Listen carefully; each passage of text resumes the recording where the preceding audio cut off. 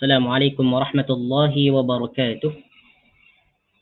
إن الحمد لله نحمده ونستعينه ونستغفره ونعوذ بالله من شرور أنفسنا وسيئات أعمالنا. من يهده الله فلا مضل له ومن يضلله فلا هادي له. أشهد أن لا إله إلا الله وحده لا شريك له وأشهد أن محمدا عبده ورسوله لا نبي بعده. اللهم صل وسلم على نبينا محمد وعلى آل محمد كما صليت على إبراهيم وعلى آل إبراهيم إنك حميد مجيد، وبارك على محمد وعلى آل محمد كما باركت على إبراهيم وعلى آل إبراهيم إنك حميد مجيد. اللهم لا سهل إلا ما جعلته سهلا وتجعل الحزن إذا شئت سهلا. رب اشرح لي صدري ويسر لي أمري واحلل عقدة من لساني يفقه قولي. أما بعد، ربنا لا علم لنا إلا ما علمتنا إنك أنت العليم الحكيم. Ikhwani wa akhwati fillah, azani Allah wa iyyakum. Pertama-tama kita bersyukur kepada Allah Subhanahu wa taala karena kita diberikan nikmat yang sangat agung, yaitu nikmat sihat dan nikmat masa, sehingga dengan kedua nikmat tersebut kita diberikan taufik oleh Allah Subhanahu wa taala untuk sentiasa menggunakan nikmat-nikmat yang diberikan oleh Allah Subhanahu wa taala dalam hal kebaikan, yaitu menuntut ilmu, mempelajari tentang ilmu agama, mempelajari tentang hadis-hadis yang berkaitan dengan kejadian baginda Nabi sallallahu alaihi wasallam, hadis-hadis yang berkaitan dengan sifat akhlak baginda Rasulullah sallallahu alaihi wasallam. Ayyuhal ikhwah wal akhwat, azani Allah wa iyyakum. InsyaAllah ta'ala kita akan sambung pembacaan hadis yang terdapat dalam kitab Syama'ilun Nabi, yaitu bab yang ke-54, yaitu babu ma ja'a fi wafati Rasulullah sallallahu alaihi wasallam. Jadi pada kesempatan kali ini kita akan mempelajari dan mendengarkan tentang kewafatan baginda Nabi sallallahu alaihi wasallam. Bagaimanakah baginda Nabi sallallahu alaihi wasallam itu diwafatkan oleh Allah Subhanahu wa taala, dan bagaimanakah keadaan para sahabat apabila mereka melihat dan menyaksikan atas kewafatan baginda Nabi sallallahu alaihi wasallam. Dijelaskan dalam beberapa hadis, bahkan dalam banyak hadis, sama ada dalam kitab Asy-Syama'ilun Nabi ataupun dalam hadis-hadis ataupun dalam buku-buku yang lain, bahwasanya kematian baginda Nabi sallallahu alaihi wasallam merupakan peristiwa yang sangat menyedihkan para sahabat. Mereka merasakan sedih, ada yang risau, kemudian ada yang tidak percaya bahwa baginda Nabi sallallahu alaihi wasallam itu betul-betul wafat.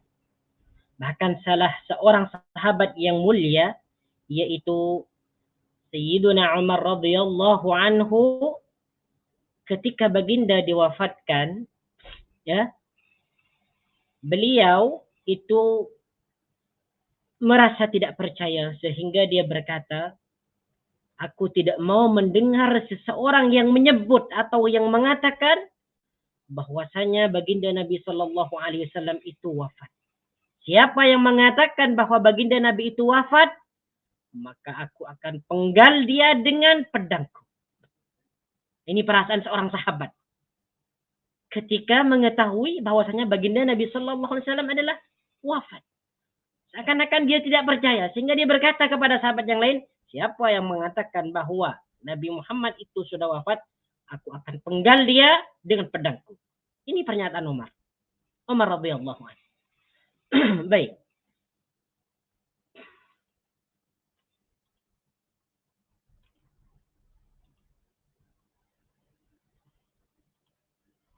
Ya. Hadis yang pertama yaitu hadis yang ke-385. Ini merupakan hadis yang pertama yang menjelaskan tentang kewafatan baginda Nabi sallallahu alaihi wasallam. Ataupun kalau kita tengok dalam terjemahannya, yaitu hadis yang ke-369.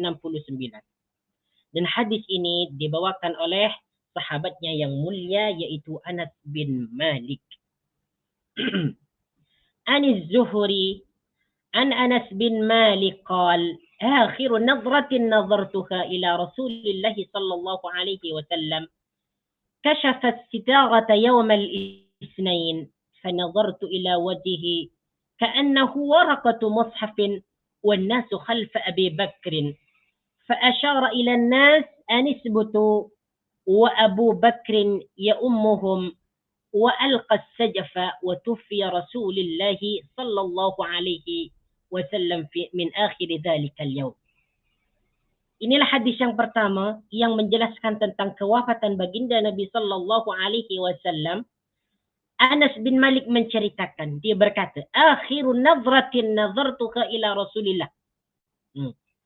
Kali terakhir aku melihat baginda Nabi sallallahu alaihi wasallam menyingkap tirai rumahnya.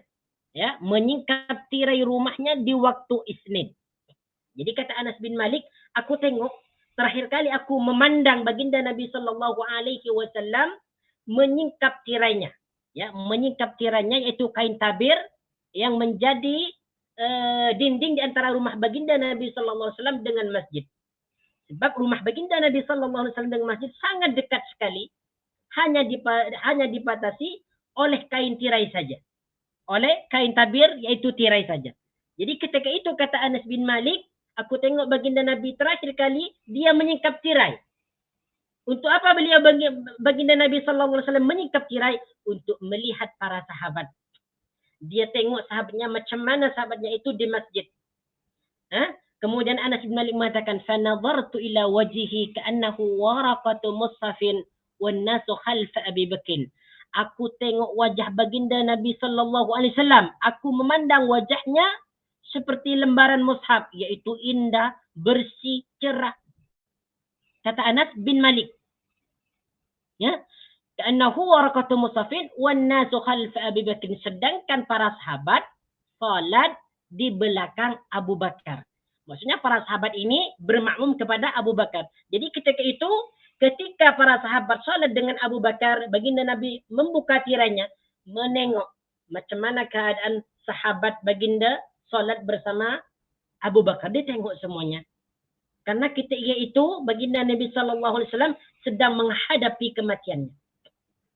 Akan menghadapi kematiannya. فنظرت إلى وجهه كأنه ورقة مصحف والناس خلف أبي بكر فأشار إلى الناس أن اثبتوا. Tengok ni. فأشار إلى الناس أن اثبتوا. Dalam sebagian hadisnya, فكاد الناس أن يضطربوا. Ketika baginda Nabi sallallahu alaihi wasallam melihat para sahabat, mereka para sahabat ni dia mau berganjak, mau bergerak karena melihat Nabi sedang melihat mereka. Dia mau berganjak atau mau bergerak daripada tempat. Maka baginda Nabi sallallahu alaihi wasallam fa asyara ila an-nasi an isbutu. Baginda menyuruh mereka, memberikan isyarat mereka supaya mereka tetap di tempat melaksanakan salat bersama Abu Bakar. Wa Abu Bakr ya ummuhum wa al-qasijafa. Dan Abu Bakar yang mengimami mereka di waktu itu. Jadi di waktu itu ini salat subuh ya, salat subuh. Jadi di waktu itu yang menjadi imam mereka adalah Abu Bakar. Padahal biasanya yang menjadi imam bagi mereka adalah baginda Nabi sallallahu alaihi wasallam. Cuman karena ketika itu baginda sangat-sangat keras, sakit keras, baginda tidak boleh menjadi imam bagi mereka. Wa al-qasijafah. Kemudian baginda Nabi sallallahu alaihi wasallam menjatuhkan kain tabirnya atau tirainya.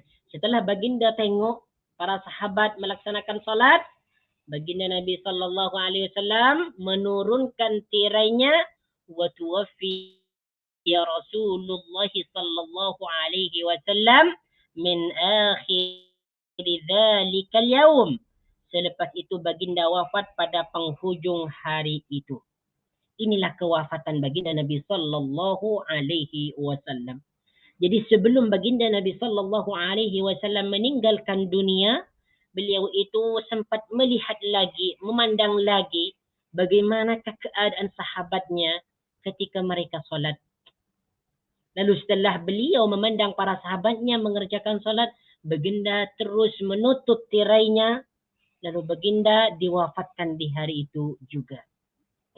Disebutkan dalam tafsir dalam Syekh Ibn Razak disebutkan dalam syarahan Syekh Abdul Razak fihi bayanu anna wafatan Nabi sallallahu alaihi wasallam kana dhuha yaum al-Itsnain. Ya, dalam hadis ini dijelaskan bahawa baginda Nabi sallallahu alaihi wasallam diwafatkan di waktu pagi hari Isnin. Ya. Dan sebelum itu para sahabat salat berjamaah subuh bersama Abu Bakar. Dan ketika itu baginda Nabi sallallahu alaihi wasallam mengalami sakit yang sangat keras sekali, yaitu sakit panas.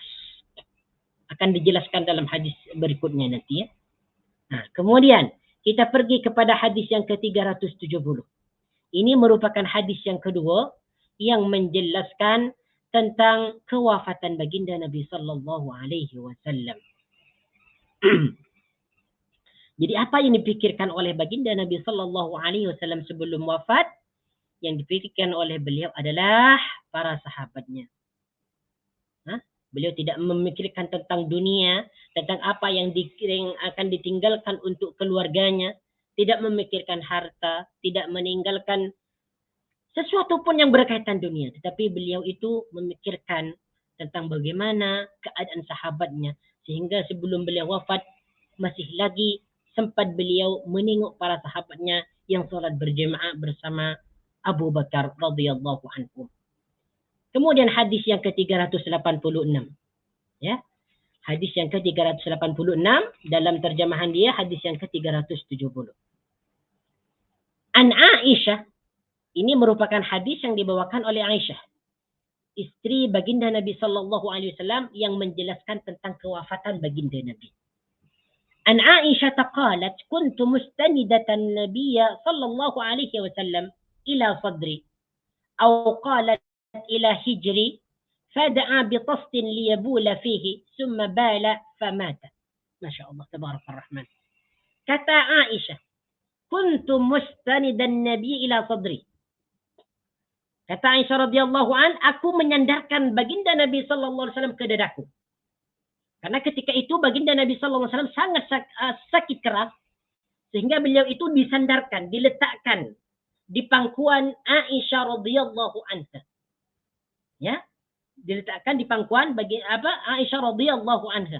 Atau dia berkata ila hijri, ke pangkuanku. Ya, jadi maksudnya diletakkan seperti ini baginda Nabi sallallahu alaihi wasallam. Bersandar kepada Aisyah. Ya, bersandar di atas kepangkuannya. Atau di dadanya, atau qalat ila hijri, ataupun di pangkuanku. Fad'a bi tastin liyabula fihi. Kemudian baginda Nabi sallallahu alaihi wasallam meminta satu bekas air. Fad'a bi tastin baginda Nabi sallallahu alaihi wasallam meminta satu bekas. Ini bukan satu bekas air ya. Bi tastin ini satu bekas lah. Kenapa baginda Nabi sallallahu alaihi wasallam meminta satu bekas? Liyabula fihi, untuk beliau kencing. Jadi baginda Nabi sallallahu alaihi wasallam ketika bersandar kepada Aisyah meminta satu bekas yang akan digunakan untuk bekas beliau berkencing. Summa balah. Kemudian baginda Nabi sallallahu alaihi wasallam kencing, famata. Setelah itu baginda Nabi sallallahu alaihi wasallam wafat. Kenapa baginda Nabi sallallahu alaihi wasallam di sini kencing di dalam bekas? Karena baginda Nabi tidak boleh berdiri. Dia hanya berbaring di pangkuan Aisyah radhiyallahu anha. Nah, daripada hadis ini kita boleh paham bahwa baginda Nabi sallallahu alaihi wasallam wafat di pangkuan Aisyah radhiyallahu anha. Wafat di rumahnya Aisyah dan wafat di pangkuan Aisyah radhiyallahu anha. Sebagaimana yang tersebar di sebagian artikel dalam internet, bahwasanya baginda Nabi sallallahu alaihi wasallam diwafatkan di pangkuan Fatimah dan Sayyidina Ali, dan ini tidak sahih. Ya, dan ini tidak sahih. Yang sahihnya adalah bahwa baginda Nabi sallallahu alaihi wasallam diwafatkan di pangkuan Aisyah radhiyallahu anha dan beliau wafat di rumahnya. Ini kewafatan baginda Nabi sallallahu alaihi wasallam. Bayangkan, ini menunjukkan bahwa baginda Nabi sallallahu alaihi wasallam di waktu itu sakit keras. Sehingga beliau nak kencing pun tak boleh. Tak boleh pergi ke jamban. Ya. Justru baginda Nabi sallallahu alaihi wasallam meminta bekas untuk membuang air kecilnya, untuk kencing di dalam. Inilah baginda Nabi sallallahu alaihi wasallam. Bayangkan, baginda Nabi sallallahu alaihi wasallam adalah manusia yang yang paling mulia, manusia yang terjaga daripada dosa-dosa besar. Beliau sallallahu alaihi wasallam sebelum wafatnya mengalami sakit keras. Ini menunjukkan bahwasanya baginda Nabi sallallahu alaihi wasallam akan diangkat derajatnya kepada derajat yang paling tinggi di sisi Allah Subhanahu wa taala, sebab beliau itu sebelum wafat masih lagi mengalami sakit. Padahal beliau itu adalah sosok insan yang dijaga dari perbuatan-perbuatan dosa. Sebagaimana kita mengetahui bahwasanya waktu-waktu sakit atau masa-masa sakit itu akan menghapus dosa-dosa seseorang. Sedangkan baginda sallallahu alaihi wasallam terjaga daripada dosa. Kenapa beliau masih sakit? Ini menunjukkan bahwasanya beliau itu akan diangkat derajatnya oleh Allah Subhanahu wa taala ke derajat yang lebih tinggi lagi. Nah. Baik, kemudian kita pindah kepada hadis berikutnya, yaitu hadis yang ke-371, ya, dalam terjemahan 371. Kemudian dalam hadis yang original, hadis yang ke-387. Hadis ini masih lagi dibawakan oleh Aisyah radhiyallahu anha. Tengok ni. Bagaimana keadaan baginda Nabi sallallahu alaihi wasallam menghadapi sakaratul maut. Kata Aisyah, an Aisyah annaha qalat, ra'aitu Rasulullah sallallahu alaihi wasallam wa huwa bil maut wa 'indahu qadahun fihi ma'un wa huwa yudkhilu yadahu fil qadahi thumma yamsahu wajhahu bil ma' thumma yaqul Allahumma a'inni ala munkarat atau qala ala sakaratil maut. Tengok ni. Macam mana baginda Nabi sallallahu alaihi wasallam berlindung kepada Allah Subhanahu wa taala daripada sengsaranya kematian, daripada sakaratul maut. Kata Aisyah, aku melihat baginda Nabi sallallahu alaihi wasallam, ra'aitu Rasulullah sallallahu alaihi wasallam. Aku melihat baginda Nabi sallallahu alaihi wasallam wa huwa bil maut. Beliau sedang mengalami kematian. Ya, maksudnya beliau lagi sakaratul maut, mengalami kematian. Apa ni? Ya, menghadapi, bukan mengalami, menghadapi kematian. Wa indahu qadahun fihi ma'un. Dan di dekat baginda Nabi, di sampingnya terdapat bekas yang di dalamnya ada air. Jadi ketika baginda Nabi SAW menghadapi kematian, di dekat beliau itu di sampingnya ada satu bekas air. Ada satu bekas air. Wa hu yudkhilu yadahu fil qadah. Lalu baginda Nabi sallallahu alaihi wasallam memasukkan tangan beliau di dalam bekas air tersebut. Kenapa? Karena ketika itu baginda mengalami panas. Badannya sangat panas karena ketika itu baginda menghadapi sakaratul maut. Sehingga beliau itu meletakkan kedua tangannya ke dalam bekas air tersebut lalu diusapkan kepada wajahnya. Summa yamsahu wajahu bil ma'. Kemudian air tersebut disapukan dan diusapkan ke wajahnya. Ini dari saking panasnya baginda Nabi sallallahu alaihi wasallam mengalami sakaratul maut. Summa yaqul, kemudian baginda Nabi sallallahu alaihi wasallam bersabda atau berdoa, Allahumma a'inni ala munkarat. Ya Allah, Allahumma wahai Tuhanku. Ya, Allahumma, ya Allah, bantulah aku menghadapi dahsyatnya sengsara kematian atau dahsyatnya derita kematian. Inilah doa baginda Nabi sallallahu alaihi wasallam yang diucapkan oleh baginda ketika beliau itu mengalami sakaratul maut. Allahumma inni ala munkarat atau ala sakaratil maut. Ya, sebab sakaratul maut itu memang menyakitkan sekali. Seseorang yang mengalami sakaratul maut, dia akan mengalami kesakitan. Sebagaimana yang dialami oleh baginda Nabi sallallahu alaihi wasallam. Beliau mengalami panas dan sebagainya. Ya. Kemudian dalam hadis ini hadis ini taraf dia adalah dhaif. Hadis yang ke-387 ni yang menjelaskan tentang sakaratul maut ni yang dialami oleh baginda Nabi sallallahu alaihi wasallam ni sanadnya dhaif. Cuma terdapat dalam hadis sahih Bukhari yang lebih kurang sama dengan hadis ini yaitu hadis yang ke-4449. Kalau antum mempunyai aplikasi Jami'ul Kutub, boleh dicek hadis yang ke-4449. Ini menjelaskan tentang kewafatan baginda Nabi sallallahu alaihi wasallam. Ini terdapat dalam Sahih Bukhari. Ya. Daripada Aisyah, dia berkata, sesungguhnya di antara nikmat yang paling agung yang diberikan oleh Allah Subhanahu wa taala kepadaku adalah baginda Nabi sallallahu alaihi wasallam diwafatkan di rumahku, kata Aisyah. Inilah nikmat yang paling besar, kata Aisyah.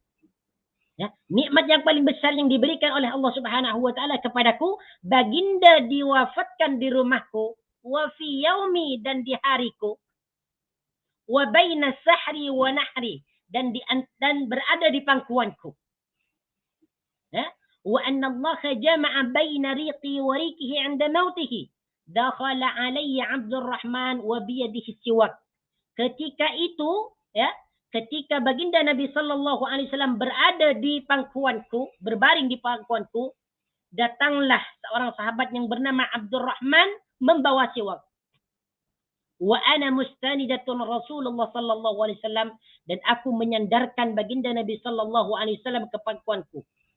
Fara'aituhu yanzuru ilai, dan aku tengok ni baginda Nabi sallallahu alaihi wasallam melihat Abdurrahman, melihat siwak yang dibawa Abdurrahman, karena kesukaan baginda Nabi sallallahu alaihi wasallam adalah siwak. Wa araftu, kata Aisyah, wa araftu, dan aku tahu annahu yuhibbu siwak, baginda itu menyukai siwak. Siwak itu adalah merupakan alat yang digunakan untuk membersihkan gigi. Fakultu, karena baginda Nabi sallallahu alaihi wasallam melihat siwak yang dibawa oleh Abdurrahman, maka kata Aisyah, akhuduhu laka, wahai baginda Nabi sallallahu alaihi wasallam, adakah aku akan mengambilkan siwak itu untuk engkau wahai Rasul? Fa asyara bi ra'sihi, maka baginda Nabi sallallahu alaihi wasallam memberikan isyarat dengan kepala beliau, an-na'am, yaitu mengiyakan, iya. Fatanawaltuhu, maka aku mengambilnya, lalu diberikan kepada baginda Nabi sallallahu alaihi wasallam. Jadi siwak itu yang dibawa oleh Abdurrahman diambil oleh Aisyah dan diberikan kepada baginda Nabi sallallahu alaihi wasallam. Fashtadda alaihi. Tetapi baginda Nabi sallallahu alaihi wasallam mempunyai kesulitan, macam susah nak menggunakan siwak tersebut. Sebab siwak tersebut agak kering lah, mungkin agak kering. Wa qultu, dan aku berkata, kata Aisyah, ulayyinuhu laka, wahai baginda Nabi sallallahu alaihi wasallam, ulayyinuhu laka, kalau begitu Rasul, aku lembutkan siwak tersebut untuk kamu. Jadi mungkin di hujungnya itu dilembutkanlah. Ya, dilembutkan di pada hujungnya, supaya siwak tersebut mudah digunakan oleh baginda Nabi sallallahu alaihi wasallam. Fa asyara bi ra'sihi an-na'am, dan baginda Nabi sallallahu alaihi wasallam mengiyakan dengan kepalanya. Iya. Falayyantuhu, maka aku lembutkan hujung siwak tersebut. Fa amarahu wa baina yadayhi raqwatun au ulbatun yashukku Umar fiha ma'an. Kemudian di dekat baginda Nabi sallallahu alaihi wasallam itu terdapat satu bekas yang di dalamnya ada air. Faja'ala yudkhilu yadayhi fil ma'i fayamsuhu bihima wajhahu. Kemudian baginda Nabi sallallahu alaihi wasallam memasukkan kedua tangannya ke dalam air tersebut. Ini hadis yang sahih. Yang sama dengan riwayat Tirmidzi tadi. Jadi tangan baginda Nabi sallallahu alaihi wasallam dimasukkan ke dalam air tersebut, lalu tangannya diusapkan ke bagian wajahnya. Karena ketika itu baginda Nabi sallallahu alaihi wasallam merasakan panas. Ya, merasakan panas. Yaqulu, lalu baginda Nabi sallallahu alaihi wasallam berucap, la ilaha illallah, inna lil mauti sakaratin. Ini doa baginda Nabi sallallahu alaihi wasallam ketika mengusapkan air kepada wajahnya. La ilaha illallah, inna lil mauti sakarat. Tiada Tuhan selain Allah, sesungguhnya mati itu sesungguhnya mati itu ada sakarat, ada kesengsaraan. Sesungguhnya dalam kematian itu ada kesengsaraan, ada derita. Nah, kemudian setelah itu baginda Nabi sallallahu alaihi wasallam summa nasaba yadahu. Jadi ketika baginda Nabi sallallahu alaihi wasallam mengucapkan la ilaha illallah inna lil mauti sakaratin. Summa nasaba yadahu, kemudian baginda Nabi sallallahu alaihi wasallam merendahkan tangannya. Faja'ala yaqulu fir rafiqil a'la. Lalu baginda Nabi sallallahu alaihi wasallam berkata atau berdoa fir rafiqil a'la, menuju tempat yang tempat yang agung, yang tinggi. Fir rafiqil a'la. Hatta qubida wa malat yaduhu. Jadi yang di sini tafsirannya, penjelasannya, setelah baginda Nabi sallallahu alaihi wasallam mengusapkan air tersebut ke bagian wajahnya, ya, ke bagian wajahnya, beliau itu mengatakan la ilaha illallah inna lil mauti sakaratin. Lalu baginda Nabi sallallahu alaihi wasallam berkata, Allahumma fir rafiqil a'la. Allahumma fir rafiqil a'la. Ya Allah fir rafiqil a'la, di tempat yang agung. Ya, menuju tempat yang agung. Maksudnya apa fir rafiqil a'la ni? Yaitu rafiqil a'la adalah orang-orang yang diberikan nikmat oleh Allah Subhanahu wa taala, yaitu para nabi, para as-siddiqin, para syuhada dan as-salihin. Ini yang dimaksud Allahumma bir rafiqil a'la. Wahai Tuhanku, letakkanlah atau berikanlah aku kedudukan yang tinggi bersama para nabi, bersama as-siddiqin, bersama as-syuhada, bersama as-salihin. Inilah doa baginda Nabi sallallahu alaihi wasallam yang dikatakan sebelum beliau itu kewafatannya. Dan ini merupakan perkataan yang terakhir yang diucapkan oleh baginda Nabi sallallahu alaihi wasallam sebelum beliau wafat. Nah, kita kembali kepada hadis tadi, bahwasanya baginda Nabi sallallahu alaihi wasallam sebelum wafat itu mengalami sakaratul maut. Mengalami sakaratul maut. Kenapa baginda Nabi sallallahu alaihi wasallam masih mengalami sakaratul maut? Padahal beliau itu adalah seorang nabi. Sepatutnya baginda Nabi sallallahu alaihi wasallam mati dengan mudah, ya, ruhnya keluar dengan mudah dan sebagainya. Itulah karena Allah Subhanahu wa taala menginginkan, ya, karena Allah Subhanahu wa taala ingin memberikan derajat yang lebih tinggi lagi kepada baginda Nabi sallallahu alaihi wasallam, di mana derajat tersebut tidak diberikan kepada selainnya. Kemudian hadis berikutnya, yaitu hadis yang ke-389. Masih lagi menceritakan tentang kewafatan baginda Nabi sallallahu alaihi wasallam. Hadis ini dibawakan oleh Aisyah radhiyallahu anha. An Aisyah qalat, "Lamma qubida Rasulullah sallallahu alaihi wasallam, ikhtalafu fi dafnihi." Oh, bukan. Sebelumnya hadis yang ke-388. Sorry, silap. Hadis yang ke-388. Kalau dalam terjemahan dia hadis yang ke-372. Hadis ini dibawakan oleh An Aisyah radhiyallahu anha qalat, "La awbitu ahadan bihawni mautin ba'da alladhi ra'aitu min shiddati mauti Rasulillah sallallahu alaihi wasallam." Ini hadis yang menceritakan tentang betapa dahsyatnya sakaratul maut yang dialami oleh baginda Nabi sallallahu alaihi wasallam sebelum wafat. Aisyah menceritakan atau berkata, "La aubitu ahadan bihawni mautin." Aku ni, kata Aisyah, tidak cemburu melihat seseorang menghadapi kematian dengan ringan. Aku ni, jadi kata Aisyah, aku ni kalau melihat seseorang mati dengan mudah ni aku tak cemburu lah. Tak kisahlah. Tak kisah. Sebab apa? Kata Aisyah, selepas aku melihat dahsyatnya kematian Rasulullah sallallahu alaihi wasallam, sebab aku tengok baginda Nabi sallallahu alaihi wasallam mengalami dahsyatnya kematian. Jadi kalau aku tengok orang lain mati dengan mudah, aku tak kisah, tak peduli. Ya? Tak peduli, biasa saja.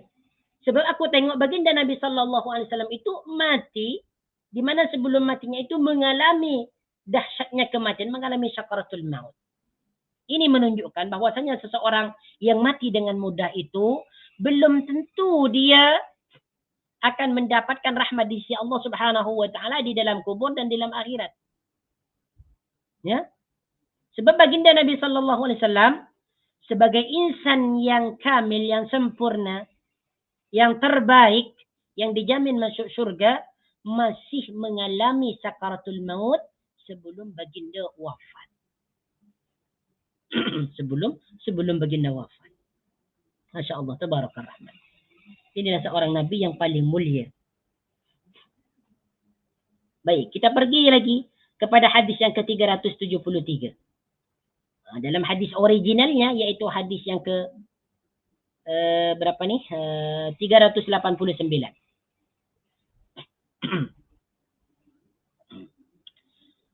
Tengok nih, kenapa sebenarnya orang yang mengalami sakit sebelum kematian ini merupakan nikmat daripada Allah Subhanahu wa taala. Kenapa itu merupakan nikmat dan rahmat?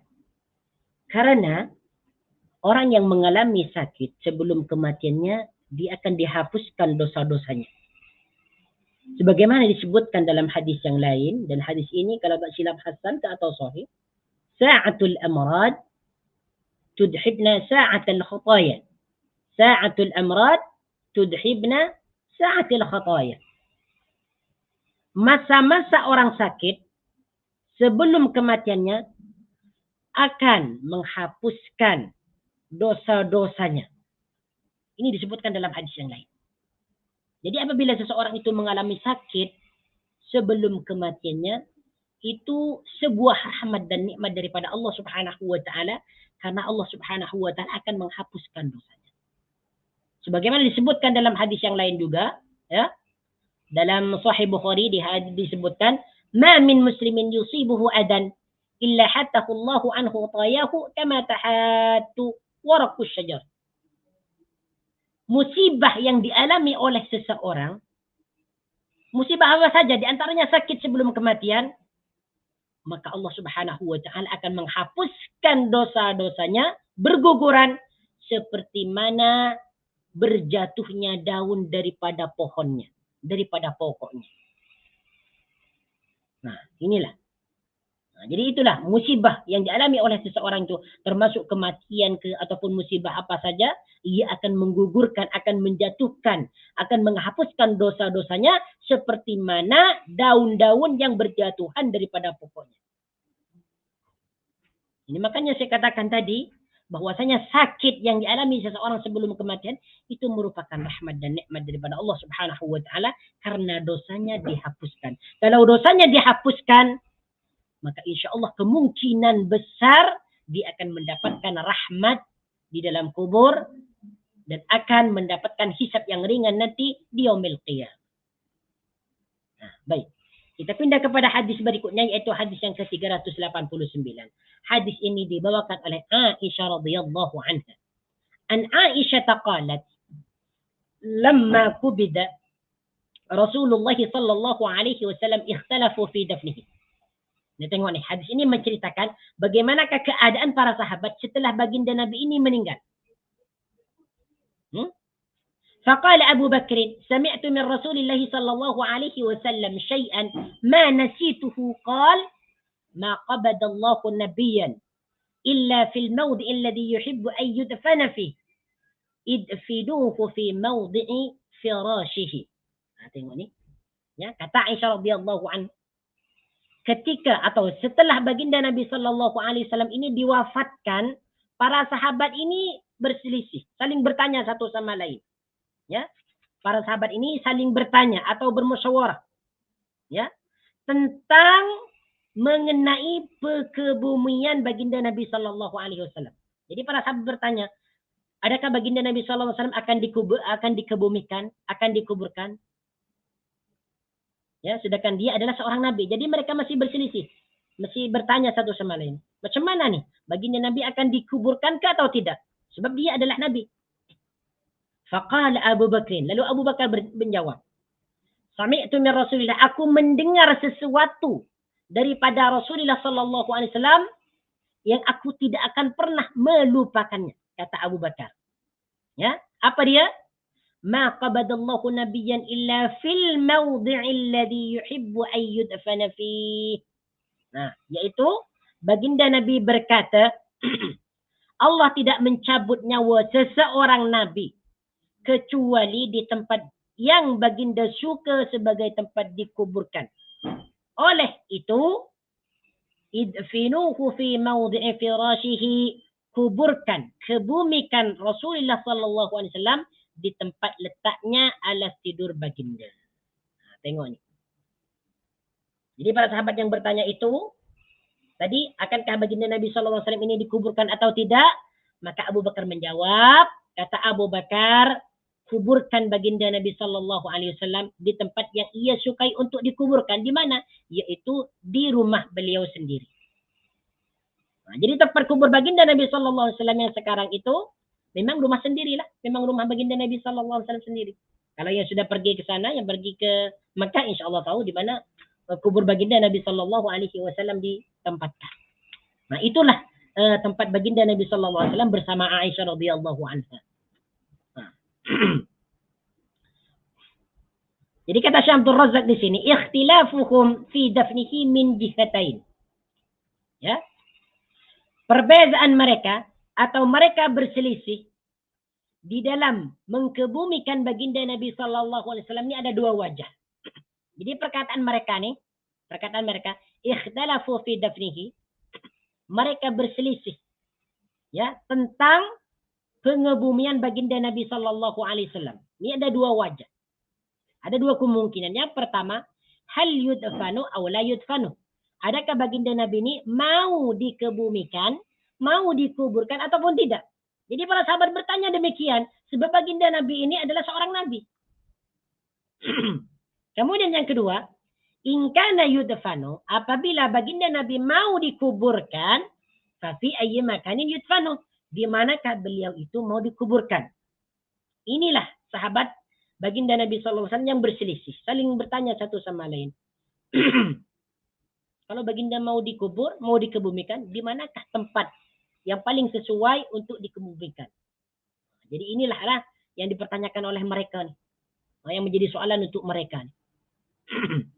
Maklumlah mereka adalah beliau adalah seorang nabi. Jadi mungkin mereka bertanya di mana tempat yang paling sesuai. Baik. Kita pergi kepada hadis berikutnya yaitu hadis yang ke-390. Nah nih, tengok macam mana keadaan Abu Bakar nih. Ya. Selepas meninggalnya baginda Nabi. Yaitu dalam terjemahan dia hadis yang ke-374. Hadis ini dibawakan oleh sahabat yang mulia Abdullah ibnu Abbas dan Aisyah. Jadi dua orang melaporkan, Ibnu Abbas dan juga Aisyah. An Ibni Abbas wa Aisyah anna Abu Bakr qabbala an-nabiyya ba'da ma mata. Kata Abbas, kata Ibnu Abbas dan Aisyah bahwa Abu Bakar mencium baginda Nabi sallallahu alaihi wasallam setelah beliau wafat. Jadi Abu Bakar ni mencium baginda Nabi sallallahu alaihi wasallam, mencium hening ya. Sebab dalam hadis nanti di bawahnya ada tempat yang dicium oleh Abu Bakar ni di mana, bagian mana? Yaitu di bagian kening. Bagian kening di antara dua mata. Di bagian sini, dahi.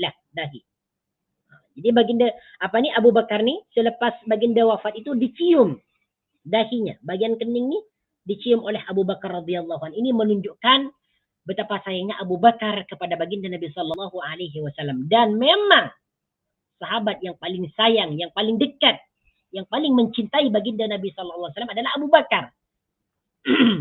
Makanya Abu Bakar mencium baginda Nabi sallallahu alaihi wasallam setelah beliau wafat. Dan hadis ini menunjukkan kebolehan seseorang itu mencium seseorang yang telah mati. Dicium heningnya. Ini menunjukkan kasih sayang. Ini bukan mencium karena nafsu. Bukan karena hawa nafsu. Tapi karena menunjukkan kasih sayang. Memanglah Abu Bakar ini memang sangat sayang kepada baginda Nabi sallallahu alaihi wasallam. Selalu berada di dekat baginda Nabi sallallahu alaihi wasallam. Itulah kewafatan baginda Nabi sallallahu alaihi wasallam.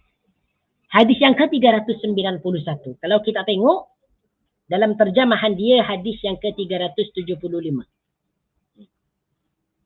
Hadis ini juga dilaporkan atau dibawakan oleh Aisyah radhiyallahu anha.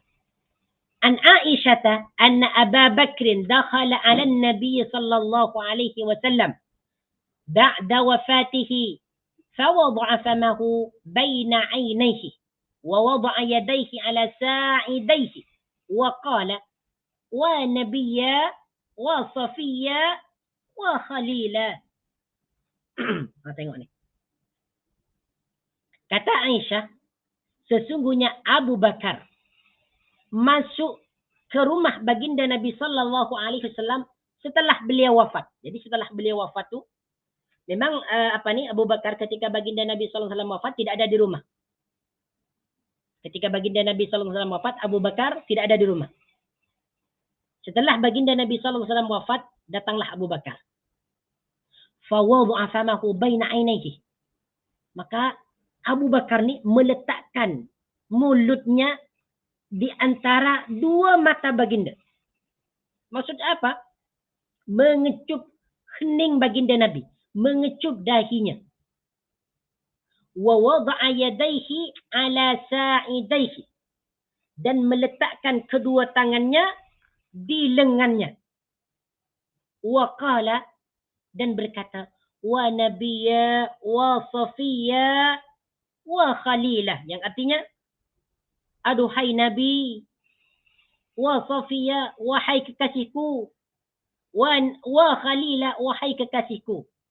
Jadi kata Abu Bakar ketika mengecup keningnya, dia berkata, wa Nabiyya, wahai Nabiku, wa Safiyya, wahai kekasihku, wa Khalila, wahai kekasihku.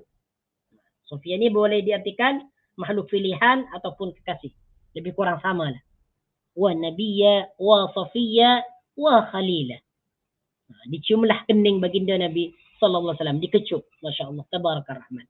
Ini mungkin dicium sambil dikecup. Dan ini boleh. Jadi hadis ini menunjukkan kebolehan seseorang mencium kening seseorang apabila dia sudah mati. Diperbolehkan, tidak mengapa. kecuali kalau bukan ni, kalau bukan mahram seperti lelaki dan perempuan. Yang bukan yang tidak ada hubungan maksudnya ya. Baik.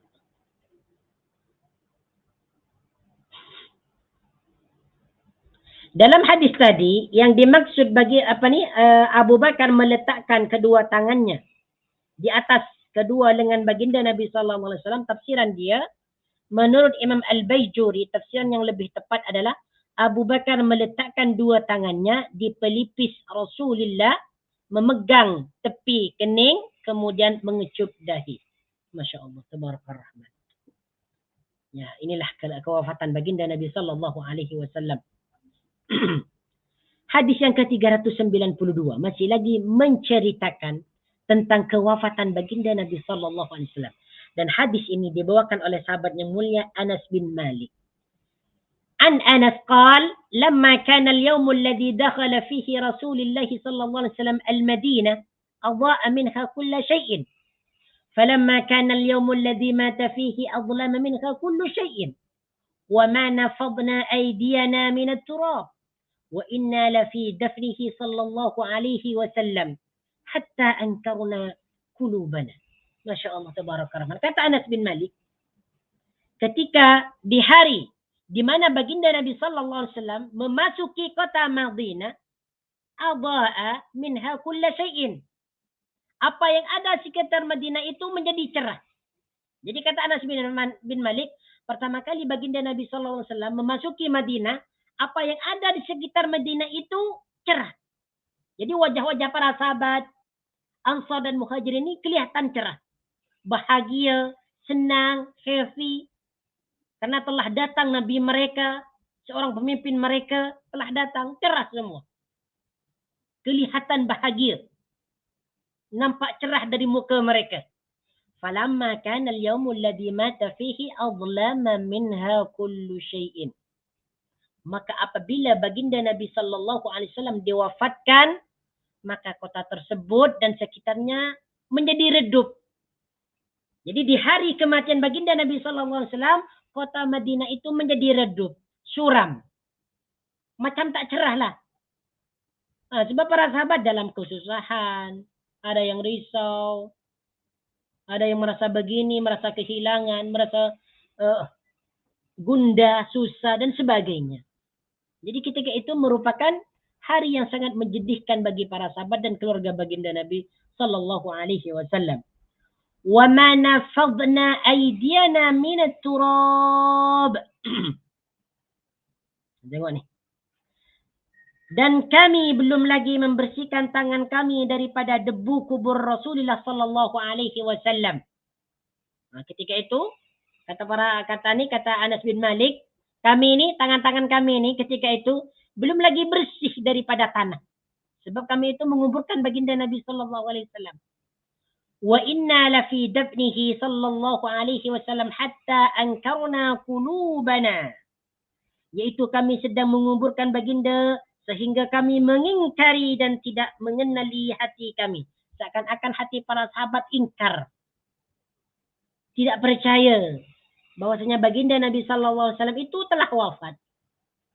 Dari saking mereka itu merasakan kesedihan. Inilah kewafatan baginda Nabi sallallahu alaihi wasallam.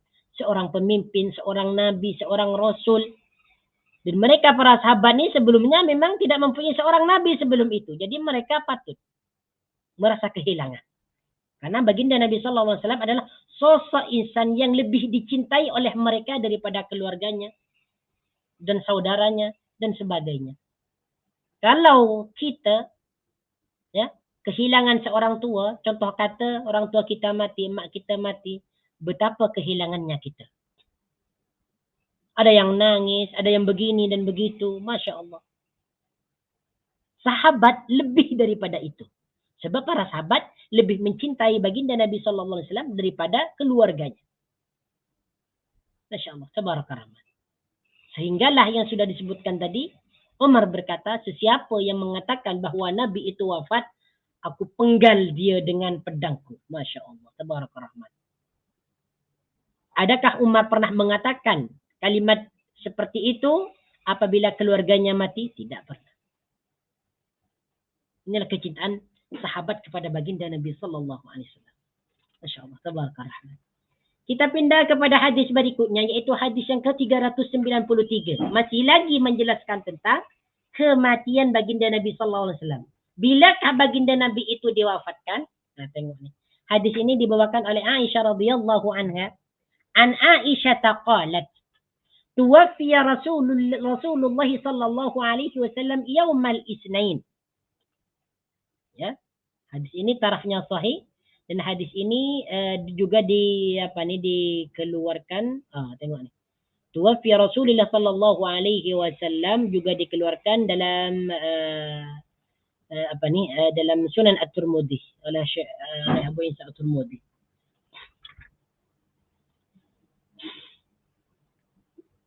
Tuwaffiya Rasulullah sallallahu alaihi wasallam yaumal isnain, kata Aisyah. Baginda Nabi sallallahu alaihi wasallam diwafatkan di hari Isnin.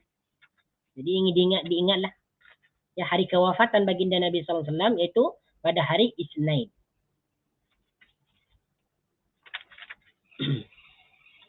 Hadis berikutnya yaitu hadis yang ke-394.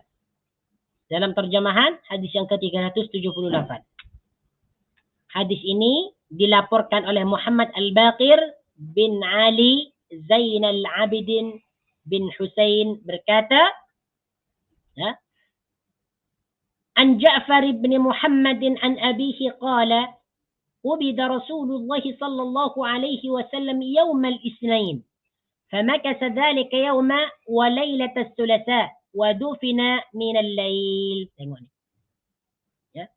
Kata Muhammad Al-Baqir bin Ali Zain Al-Abidin bin Husain berkata bahawa baginda Nabi sallallahu alaihi wasallam diwafatkan di hari Isnin. Famakatha dhalika al-yawma wa lailatas thulatha. Tengok ni. Jenazahnya didiamkan pada siang hari yang sama sehingga malam Selasa. Famakatha dzalikal yauma wa lailatas Sulasa wa dufina minal lail. Jenazahnya didiamkan pada siang hari yang sama sehingga malam Selasa dan dikebumikan pada malam hari berikutnya iaitu malam Rabu. Jadi jasad baginda Nabi sallallahu alaihi wasallam jenazahnya tidak langsung dikuburkan di hari Isnin. Ya, tetapi di situ di hari itu didiamkan dulu sampai malam sehingga malam Selasa dan dikebumikan pada malam hari berikutnya iaitu malam Rabu. Walailatas Sulasa wa dufina minal lail dan dikebumikan pada malam Rabu. Hari berikutnya malam Rabu.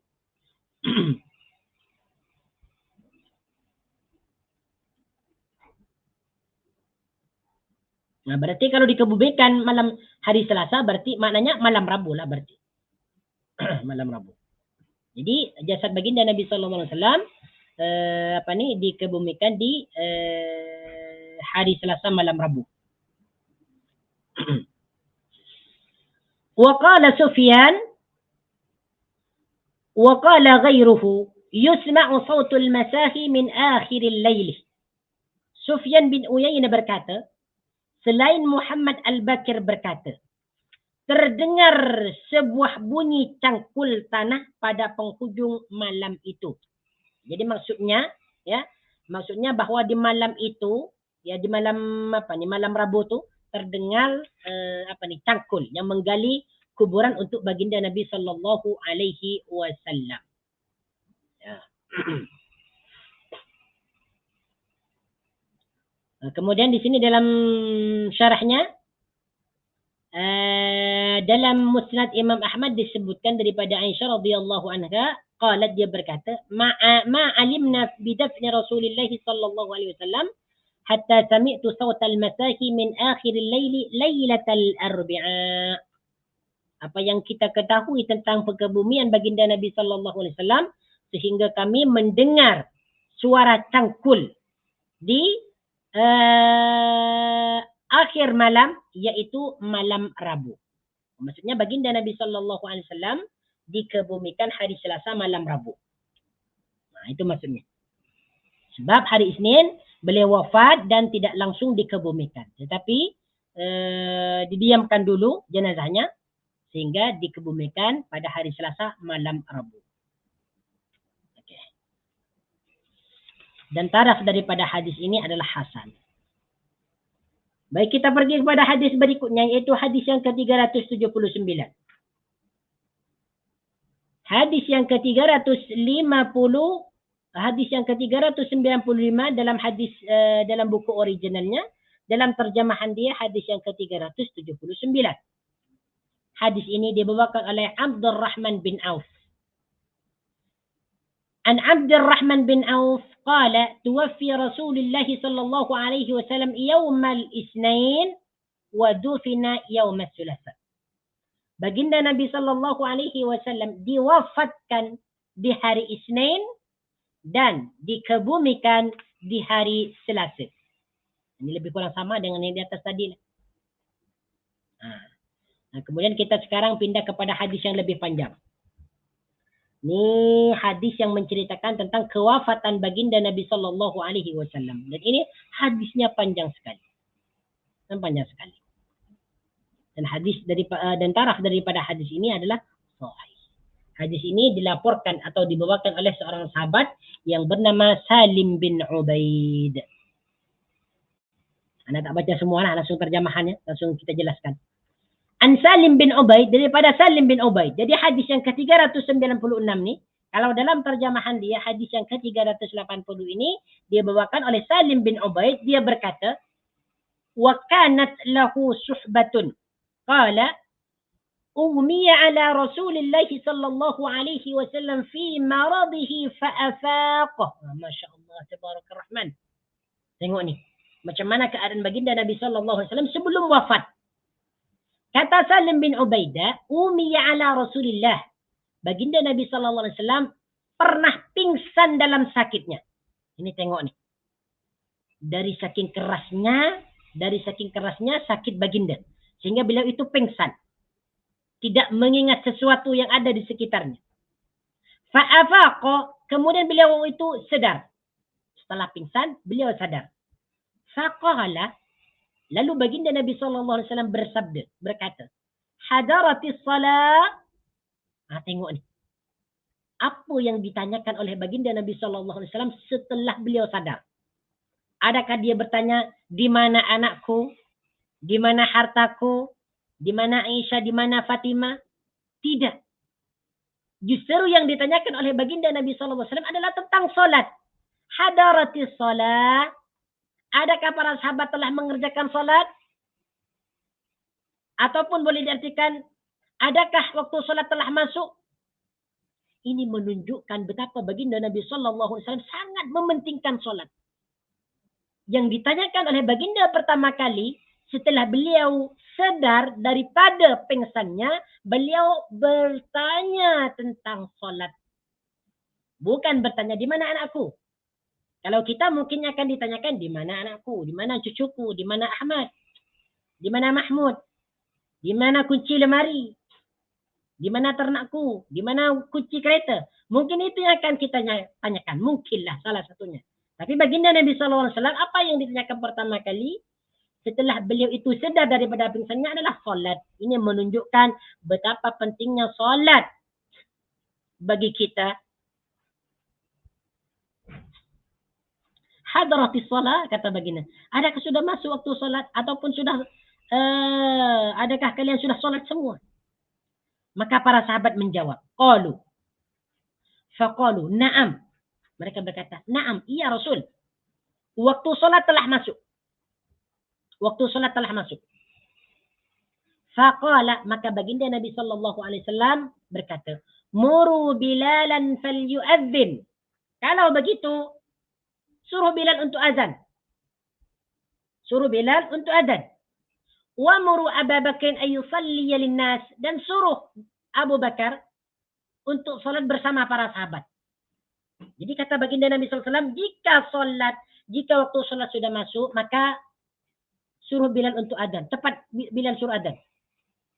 Dan sampaikan kepada Abu Bakar supaya dia menjadi imam. Karena yang bisa menjadi imam adalah baginda Nabi SAW.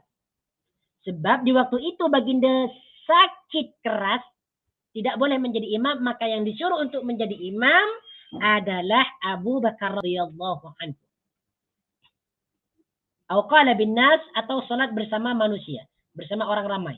Yang dimaksud orang ramai di sini adalah para sahabat. Qala, kemudian Salim bin Ubaid berkata lagi. Sahabat yang melaporkan ini berkata lagi. Summa umiya alaih. Kemudian baginda Nabi SAW pingsan lagi. Ini berapa kali pingsan lah? 2 kali dah. Pingsan lagi.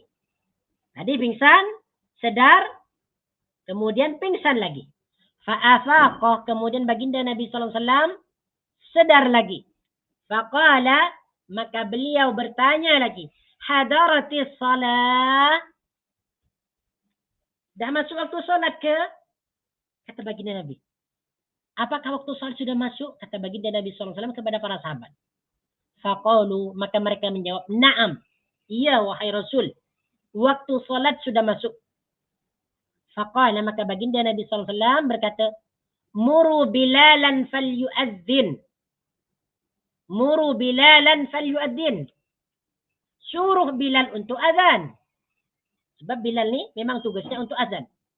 Jadi yang disuruh untuk mengumandangkan azan adalah Bilal. Bukan sahabat yang lain. Wa muru Abu Bakar falyusalli bin nas. Suruhlah Abu Bakar untuk mengimami bersama kalian. Mengimami orang ramai. Jadi maksudnya menjadi solat bersama para sahabat. Faqalat Aisyah. Jadi apa yang diperintahkan oleh baginda Nabi SAW di sini, yaitu menyuruh Abu Bakar untuk solat berjamaah dengan para sahabat. Yang disuruh bukan Omar, bukan Utsman, bukan Ali, tetapi Abu Bakar. Ini menunjukkan keutamaan Abu Bakar daripada sahabat-sahabat yang lain. Ya, dari sahabat-sahabat yang lain. Faqalat Aisyah. Lalu Aisyah menjawab, Inna abi rajulun asifun. Jadi karena baginda Nabi ini menyuruh Abu Bakar, ayah Aisyah, Aisyah ini menjawab, berkata kepada baginda Nabi, Inna abi rajulun asifun. Sesungguhnya bapakku ni, sesungguhnya ayahku ni Abu Bakar ni, ya, sesungguhnya ayahku Abu Bakar ni adalah seorang yang mudah sedih. Mudah menangis, kata Aisyah kepada baginda Nabi. Idza qama dzalikal maqam, baka fala yastati'u. Apabila dia berdiri salat bersama para sahabat, maka dia akan menangis. Dia tidak mampu untuk menjadi imam bersama mereka. Falau amarta ghairahu, jika engkau ni wahai Rasul menyuruh yang lainnya, itu adalah lebih baik. Itu kata Aisyah. Wahai baginda Nabi, sesungguhnya ayahku tu Abu Bakar tu dia orangnya cepat menangis, mudah sedih.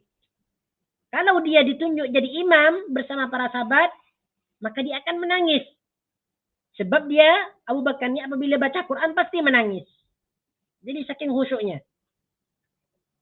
Jadi kata Aisyah, fala yastati'u, dia tidak akan tak dapat jadi tak boleh menjadi imam lah.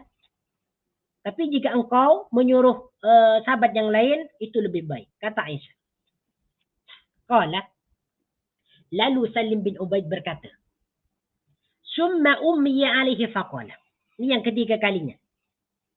Kemudian baginda Nabi pingsan lagi. Ini pingsan yang ketiga. Masya Allah, tabaraka rahman. Ini menunjukkan bahwasanya baginda Nabi SAW memang betul-betul sakit keras. Bayangkan, ini sampai pingsan 3 kali. Sampai pingsan 3 kali. Kalau kita mungkin tidaklah, mungkin pingsan 1 kali ataupun 2 kali. Tapi tengok baginda ni. Padahal baginda Nabi SAW adalah seorang Nabi. Seorang Rasul. Seorang yang paling dicintai, disayangi oleh Allah Subhanahu wa Ta'ala. Cuma kenapa baginda Nabi SAW masih mengalami sakit yang seperti ini? Itulah bentuk kesayangan Allah Subhanahu wa Ta'ala kepada baginda Nabi SAW. Baginda derajatnya diangkat oleh Allah Subhanahu wa Ta'ala kepada derajat yang sangat tinggi sekali. Sehingga sebelum beliau wafat itu, beliau mengalami sakit yang sangat keras sampai pingsan 3 kali. Masya Allah, tabaraka rahman. Inilah keadaan Nabi kita sallallahu alaihi wasallam. Pingsan 3 kali. Padahal itu Nabi. Sepatutnya secara akal lah. Kalau Nabi itu sepatutnya kan mati dengan mudah. Dengan dicabut ruhnya atau nyawanya dengan mudah. Tapi tengok ni, macam mana baginda Nabi SAW mengalami kerasnya kematian. Jadi belum tentu orang yang mati dengan mudah itu, dia adalah orang yang selamat. Selamat dari fitnah kubur. Selamat daripada azab dan sebagainya. Belum tentu. Sebab baginda Nabi SAW adalah orang yang paling mulia, masih mengalami sakaratul maut dan sakit yang sangat menyedihkan. Nah, setelah pingsan yang ketiga ni, fa'afaqah, kemudian sadar lagi. Faqala. Kemudian baginda Nabi SAW berkata lagi. Muru Bilalan falyu'addin. Muru Bilalan falyu'addin. Suruh Bilal untuk azan. Wa muru Abu Bakrin falyusalli bin nas. Dan suruh Abu Bakar untuk solat bersama sahabat. Kata baginda Nabi, fa inna kunna sawahibu aw sawahibatu Yusuf. Kalian ini seperti sawahibatu Yusuf. Kalian ini seperti wanita-wanita dalam kisah Yusuf. Ini kata baginda Nabi. Sebab dia tak cepat mendengarkan perkataan Nabi. Lalu baginda Nabi berkata kepada mereka, fa inna kunna sawahibu aw sawahibatu Yusuf. Kalian ini seperti wanita dalam kisah Yusuf. Nah, kemudian setelah itu, qala Salim bin Ubaid berkata, fa umira Bilalun fa'adzana. Kemudian Bilal diperintahkan untuk melaungkan adzan, dan Abu Bakar wa umira Abu Bakrin fa shalla bin nas, dan Abu Bakar diperintahkan kemudian dia solat bersama para sahabat. Summa inna Rasulullah sallallahu alaihi wasallam setelah itu baru yang ketiga kali ini baginda Nabi SAW merintahkan Abu Bakar Bilal untuk azan, lalu dia azan. Kemudian yang Abu Bakar diperintahkan untuk menjadi imam, jadilah imam. Dia salat bersama para sahabat. Summa inna Rasulullah sallallahu alaihi wasallam wajada khiffatan faqala. Setelah kemudian baginda Nabi sallallahu alaihi wasallam merasakan sakitnya agak ringan. Jadi setelah baginda Nabi sallallahu alaihi wasallam mendapatkan sakitnya itu lebih ringan, maksudnya kondisinya semakin membaik, lebih membaik. Unzuru li man attaki'a alaihi faja'at bariratu wa rajulun akhar. Nah, setelah baginda Nabi SAW merasakan lebih ringan daripada sakitnya, tengok nih. Apa yang beliau katakan? Unzuru li man attaki'a alaihi. Kata baginda Nabi SAW, carikan seseorang untuk aku bersandar kepadanya. Dia menyuruh orang yang di sekitarnya itu untuk mencarikan seseorang agar baginda Nabi boleh bersandar kepadanya. Dia mau bangun, mau berjalan. Dia mau bangun lah. Entah dia mau bangun untuk berjalan ke atau memang sekedar berjalan. Faja'at bariratu wa rajulun akhar. Maka datanglah seorang perempuan yang bernama Barirah wa rajulun akhar dan satu orang lagi. Barirah ini merupakan pembantu Aisyah. Pembantu Aisyah radhiyallahu anha atau budaknya, Barirah. Jadi datanglah Barirah dan seorang lelaki. Fattaka'a alaihima. Kemudian baginda Nabi SAW bersandar kepada keduanya. Jadi setelah dua orang ini datang, Barirah dengan kawannya, ya, dikatakan pula bahwa seorang lelaki ini yang datang bersama Barirah ini adalah namanya siapa? Nu'bah, ya. Tengok dalam dalam syarahan dia. Nu'bah mana tadi? Naubah, ya, namanya Naubah, rajulun akhar. Dikatakan bahwasanya yang dimaksud rajulun akhar di sini adalah namanya Naubah. Naubah ini juga pembantu atau budak. Bariratun wa rajulun akhar. Jadi setelah kedua orang ini datang, baginda Nabi bersandar kepada keduanya. Falamma ra'ahu Abu Bakrin dhahaba liyankisah. Jadi baginda Nabi ini bersandar kepada kedua orang ini untuk berjalan. Setelah baginda Nabi SAW berjalan, falamma ra'ahu Abu Bakrin dhahaba liyankisah. Baginda Nabi SAW bersandar kepada orang dua ini. Lalu ketika Abu Bakar melihat baginda Nabi sallallahu alaihi wasallam, dia ingin berpatah balik. Abu Bakar kan melihat baginda sudah berjalan kan, dengan bersandar kepada orang dua tersebut. Lalu Abu Bakar melihat baginda berjalan, tiba-tiba Abu Bakar ini ingin berpatah balik, ingin mundur ke belakang. Ya, ingin mundur ke belakang. Ya, ingin mundur ke belakang. Lalu fa'auma ilaihi ay yasbuta makanahu. Ya. Namun Rasulullah sallallahu alaihi wasallam memberi isyarat supaya Abu Bakar tidak berganjak. Ya, supaya Abu Bakar tidak bergerak daripada tempatnya. Hatta qada Abu Bakar salatahu, sehingga Abu Bakar itu menyelesaikan salatnya. Jadi Abu Bakar melihat baginda Nabi SAW itu berjalan dengan bersandar kepada kedua orang tadi, yaitu Barirah dan Naubah. Tiba-tiba Abu Bakar ini nak ke belakang, nak mundur ke belakang. Supaya baginda Nabi SAW itu menjadi imam. Tapi baginda Nabi SAW mengisyaratkan agar Abu Bakar itu tetap menjadi imam. Agar Abu Bakar itu tidak berganjak, tidak bergerak daripada tempatnya, sehingga Abu Bakar itu selesai solat bersama para sahabat. Summa inna Rasulullah sallallahu alaihi wasallam. Selepas itu Rasulullah sallallahu alaihi wasallam diwafatkan. Setelah itu baginda Nabi sallallahu alaihi wasallam wafat. Faqala Umar. Nih, tengok ni. Bagaimanakah keadaan Umar setelah melihat baginda Nabi sallallahu alaihi wasallam itu wafat? Kata Umar, "Wallahi la asma'u ahadan yadhkuru anna Rasulullah sallallahu alaihi wasallam qubida illa darabtuhu bisayfi hadha." Kata Umar, demi Allah. Ini yang ana ceritakan tadi, yang ana sebutkan di awal muqaddimah tadi. Demi Allah, la asma'u ahadan, aku tidak mau mendengar seseorang yang menyebut bahwa Rasulullah sallallahu alaihi wasallam itu sudah diwafatkan. Siapa yang berkata demikian, aku pukul, aku penggal dia dengan pedangku ini. Kata Umar radhiyallahu anhu. Masya Allah, tabarakallah. Inilah betapa terkejutnya, betapa tidak tersedarnya seorang sahabat yang mulia Umar ketika melihat Rasulullah SAW itu wafat.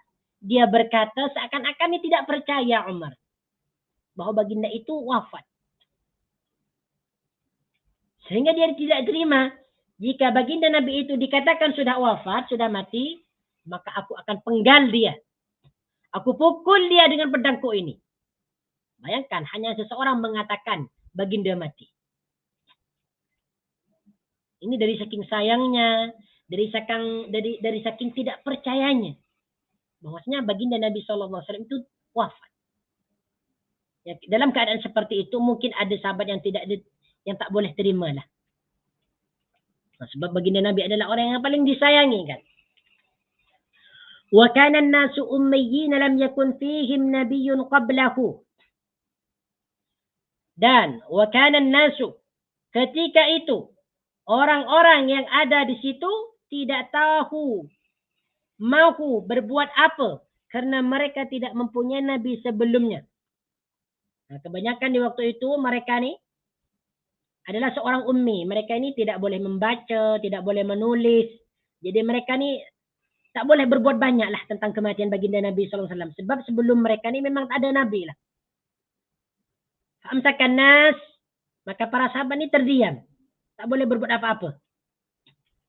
Jadi apa yang mereka apa yang mereka ingin lakukan atas kematian baginda Nabi, mereka tak tahulah nak buat apa.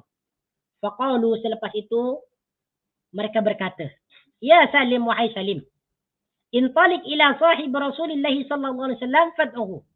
Wahai Salim, pergilah. Panggil sahabat Rasulullah sallallahu alaihi wasallam. Siapa yang dimaksud sahib Rasulullah sallallahu alaihi wasallam di sini? Yaitu Abu Bakar.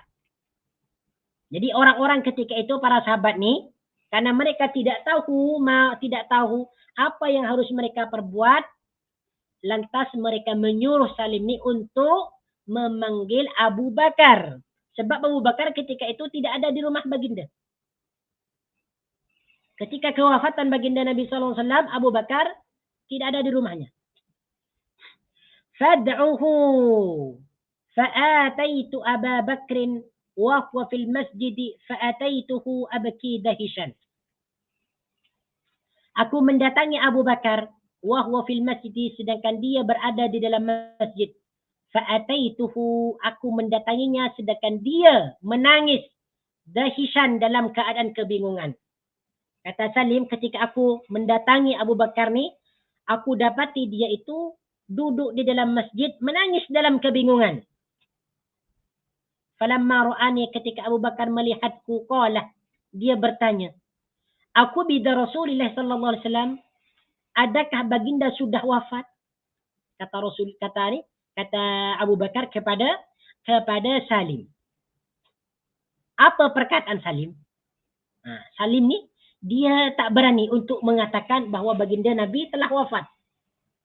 Karena kenapa?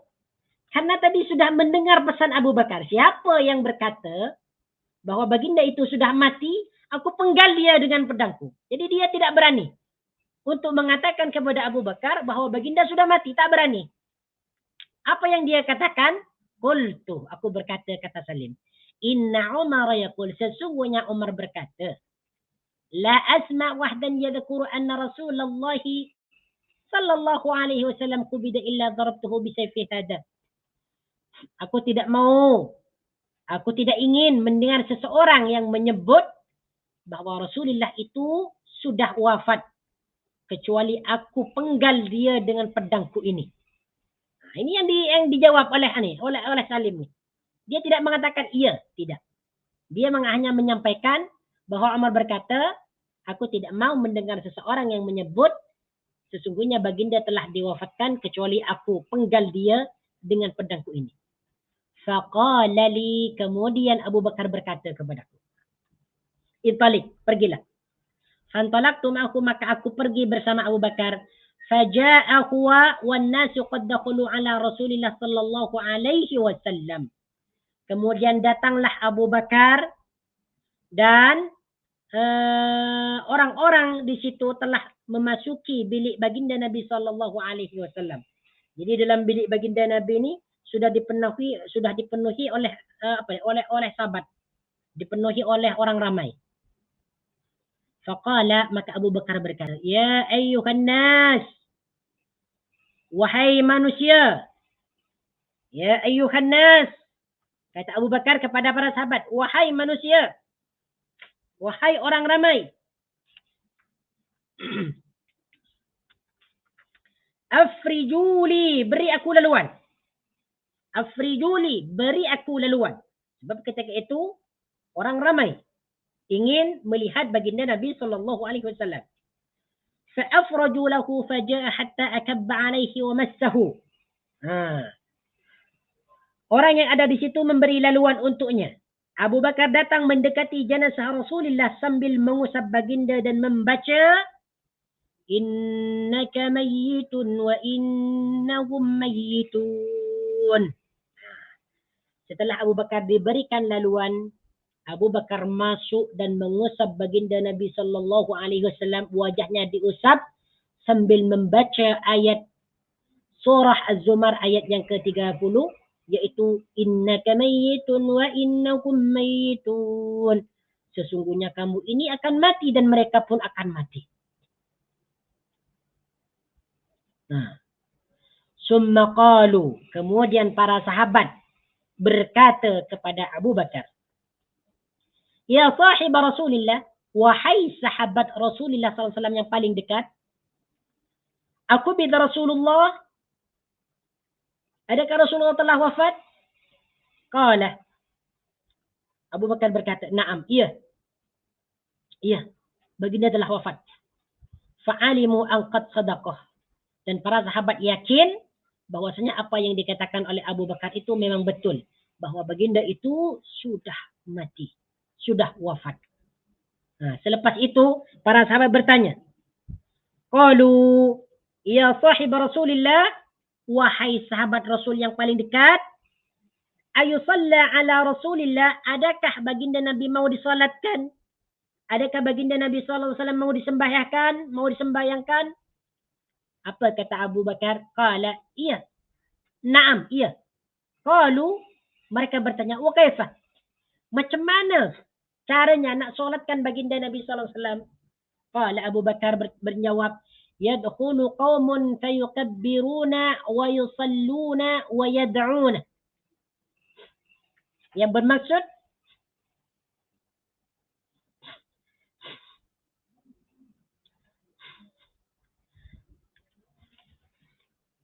sekumpulan kamu masuk, lalu bertakbir 4 kali, dirikan salat jenazah, dan berdoalah, dan kemudian keluar.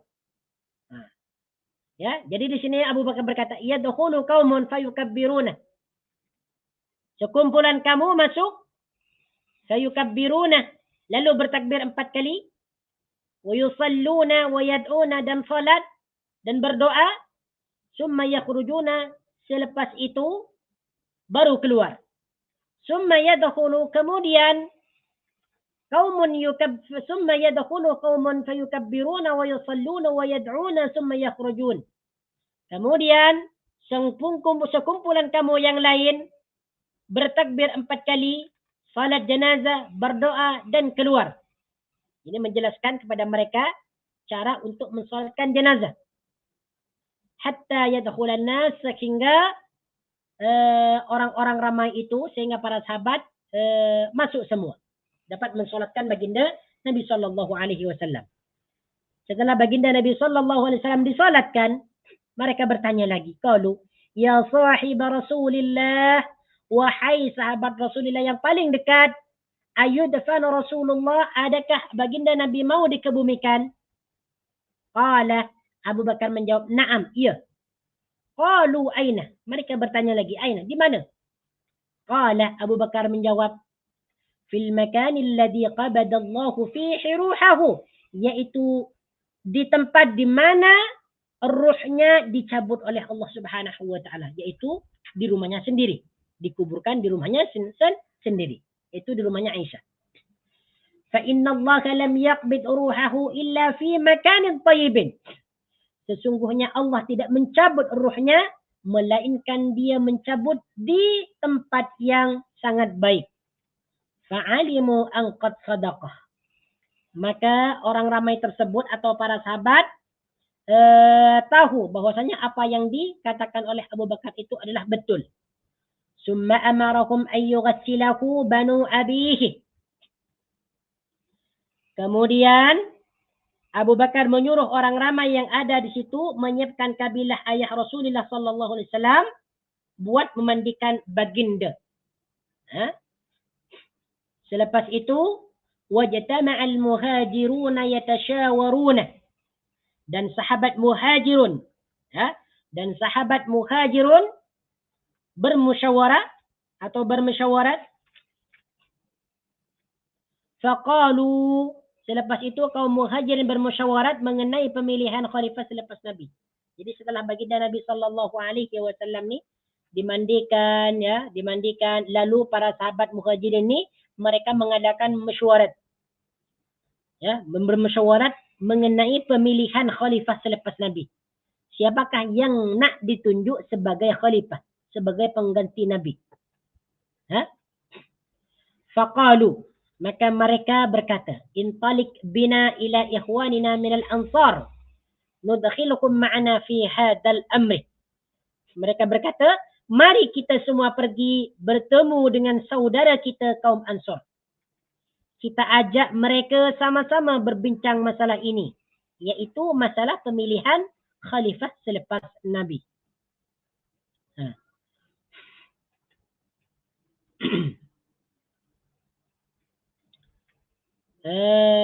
Faqalatil ansar minna amirun wa minkum amir.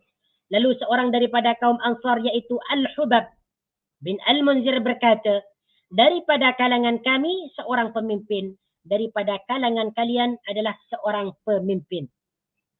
Jadi maksudnya mereka itu saling bermusyawarah. Jadi di antara sahabat muhajirin ada pemimpin yang diutus untuk bermusyawarat dengan utusan daripada kaum Ansar. Jadi siapa nanti yang akan ditentukan untuk menjadi seorang pemimpin atau khalifah sebagai pengganti Nabi. Jadi mereka ini bermusyawarah. Bermusyawarat.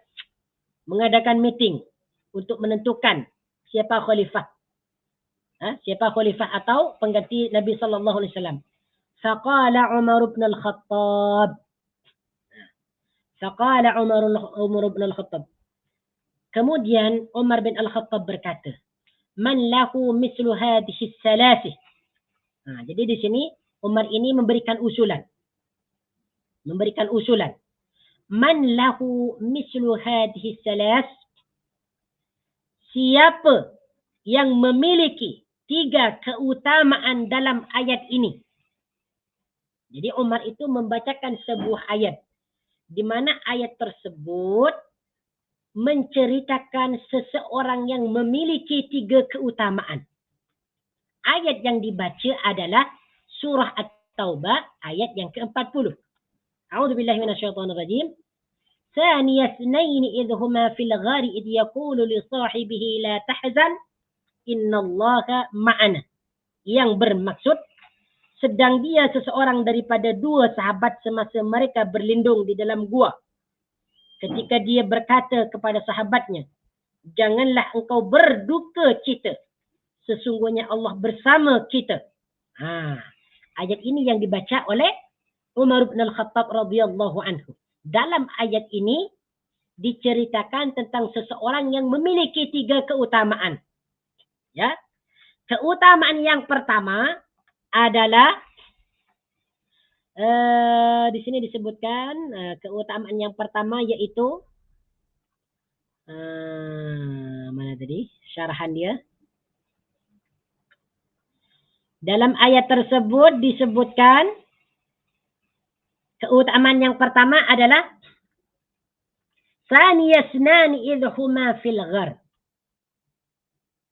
yaitu seorang sahabat yang menemani baginda Nabi sallallahu alaihi wasallam di dalam gua Hira. Siapakah dia? Yaitu Abu Bakar. Jadi kata Umar, siapakah orang yang disebutkan dalam ayat ini yang menemani baginda Nabi sallallahu alaihi wasallam di dalam gua Hira? Yaitu Abu Bakar. Kemudian yang kedua, ya, dalam ayat yang yang kedua, id yaqulu li sahibihi la tahzan. Kemudian siapakah sahabat yang menyebutkan atau yang disebutkan dalam ayat tersebut yang mengatakan kepada kawannya la tahzan, jangan kamu risau. Siapakah orang yang mengatakan demikian dalam ayat tersebut?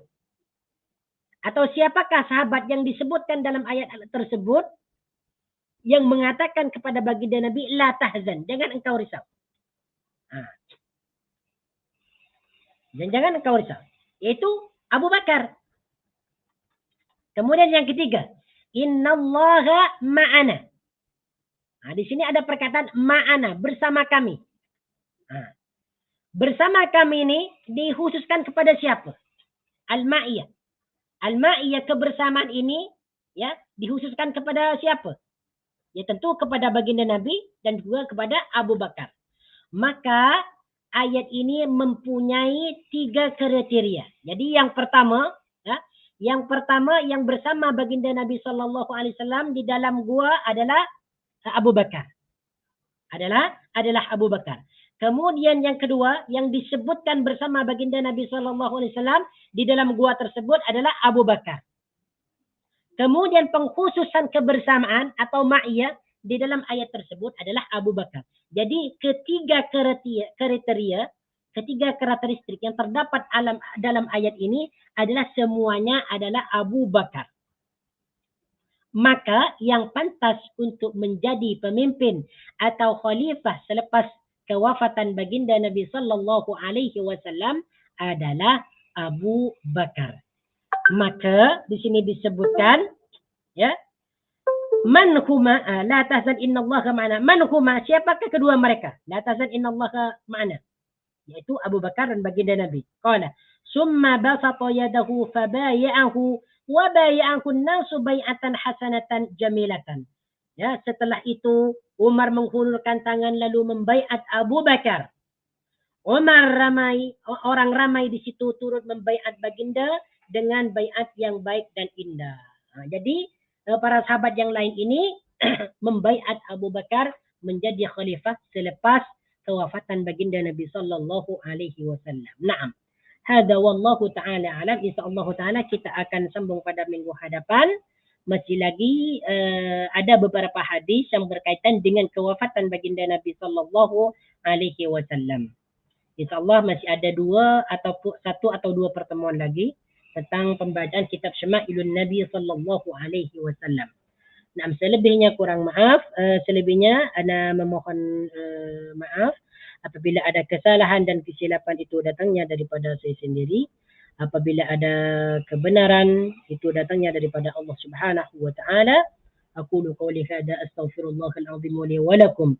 Subhanakallahumma wa bihamdika asyhadu an la ilaha illa anta astaghfiruka wa atubu ilaika. Sallallahu ala sayyidina Muhammad wa ala alihi wa sahbihi wa baraka wa sallama tasliman katsira.